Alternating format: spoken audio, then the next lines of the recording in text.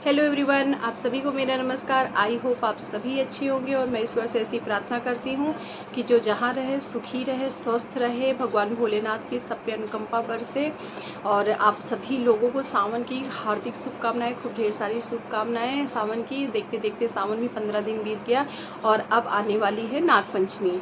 तो आज हम बताएंगे कि नागपंचमी की पूजा कैसे करनी चाहिए। सब लोग नागपंचमी की पूजा करते हैं। देखिए, ये तो अपने यहाँ की परंपरा होती है और भगवान की पूजा तो ना कोई कर पाया है और ना ही कोई कर पाएगा।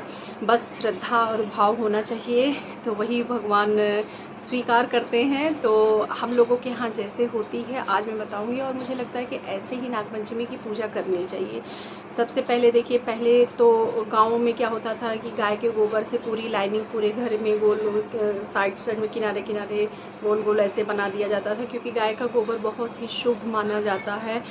और उसी से नागिन बनाकर उसको टीका उका किया जाता था। अब भाई गांव में तो अच्छे, सच बता रहे हैं, बढ़िया गोबर भी मिल जाता होगा। और अब तो जैसे जो शहरों की गायें घूमती हैं सड़कों पे, उनके गोबर मतलब इतने बदबूदार होते हैं, क्योंकि क्या गाय वही प्लास्टिक और दाल चावल रोटी वही सब खा रहे हैं, जूठा मीठा तो वही इसी तरीके से है।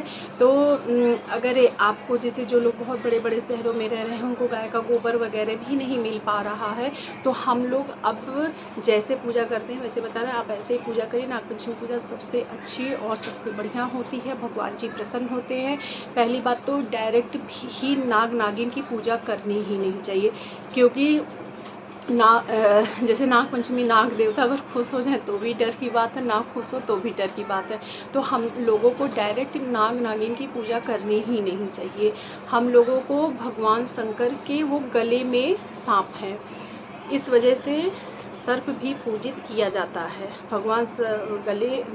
शंकर भगवान के गले में भगवान ने सांप को धारण किया, जिसकी वजह से सांप भी पूजनीय है। तो वो क्या है, जो गले में शंकर भगवान के सांप है, तो वो क्या है, शंकर भगवान का आभूषण है।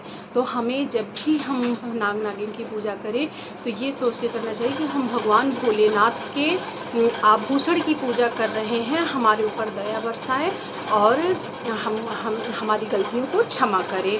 तो सबसे पहले हम लोगों को 2 सुपारी लेनी है और दोनों सुपारी पे कलावा लपेट लेना है। एक को नाग बनाना है, एक को नागिन। दोनों सुपारी को बस आप कलावे से लपेट लीजिए और उसको शंकर भगवान के अपने मंदिर में शंकर भगवान के आगे एक छोटे से प्लेट में आप उसको रख लीजिए। रखने के बाद एक आपने मान लिया है नाग है और एक नागिन है। फिर इसके बाद आप उस पर थोड़ा सा दूध डालिए और जो भी समर्पित करिए कि ये शंकर भगवान के आभूषण को हम समर्पित कर रहे हैं, स्वीकार करें। तो सबसे पहले ज़रा सा दूध डाल दीजिए, इसके बाद हल्दी लगा, ज़रा सा जल डाल दीजिए, फिर ज़रा सा आचमनियम करा लीजिए। फिर इसके बाद उनको ज़रा सा हल्दी लगा दीजिए, ज़रा सी रोली लगा दीजिए। इसके बाद उनको फूल डाल दीजिए, इसके बाद अक्षत डाल दीजिए। बहुत लोगों के यहाँ लावा जो मिलता है, धान का लावा होता है, वो चढ़ाया जाता है। थोड़ा सा लावा डाल दीजिए। हम लोगों के यहाँ चना भी पड़ता है, तो रात में एक दिन पहले चना भिगो दिया जाता है, नेक्स्ट डे वो भी चढ़ाया जाता है नागपंचमी पर। तो थोड़ा सा भीगा हुआ चना डाल दें, फूल चढ़ा दें, अक्षत डाल दें और जो है धूप बत्ती दिखा दें, एक दिया जला दें और प्रार्थना करें कि भगवान आप अप्रत्यक्ष रूप में ही हम लोगों पर अपनी कृपा करें, गलतियों को हमारे क्षमा करें। भोलेनाथ के आभूषण जो भी गलती हो तो क्षमा करें, हम लोगों को आशीर्वाद दें और भगवान करे कि आमना सामना आपसे ना हो तो ही सही है।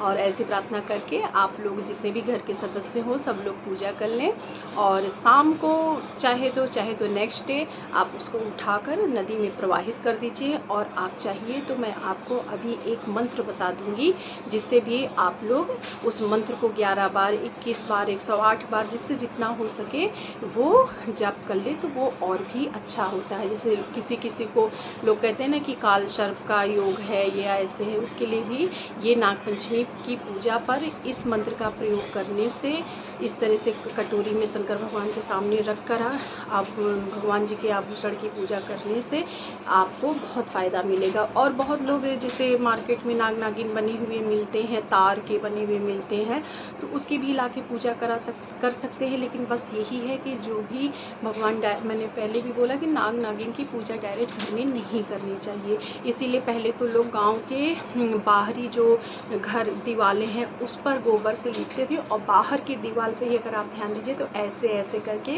गोबर से ही नाग नागिन बनाते थे, क्योंकि नाग नागिन का प्रयोग घर में नहीं रहे, बाहर ही रहे। तो इसीलिए जो भी गांव के लोग पूजा करते थे अपने घर के बाहर दीवार पर ही करते थे, नाग नागिन बनाते थे, वहीं पूजा कर देते थे, वहीं टीका लगा देते थे, वहीं जो भी करना कर देते थे, घर में नहीं करते थे। हाँ, अब सब लोग शहर में रहते हैं, फ्लैट में रहते हैं, कैसे कर सकते हैं, तो उनके लिए ये पूजा है कि शंकर भगवान के आगे एक कटोरी में 2 सुपारी रख के ऐसे कलावा लपेट एक नागिन भगवान जी का आभूषण मानकर, क्योंकि अगर भगवान जी की हम लोग मूर्ति घर में रखे हैं या प्रतिमा रखे हैं तो उसमें भी तो गले में भगवान का आभूषण है ही है ना, तो डायरेक्ट नाग नागिन की पूजा ना करें घर में।